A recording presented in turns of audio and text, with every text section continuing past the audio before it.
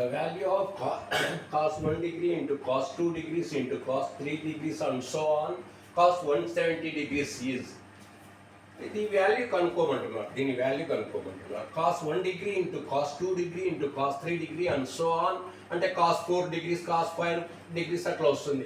cos 89 degrees cos 90 degrees into cos 90 degrees and so on 91 degrees into cos ఎంతవరకు 179 cos 179 degrees వరకు.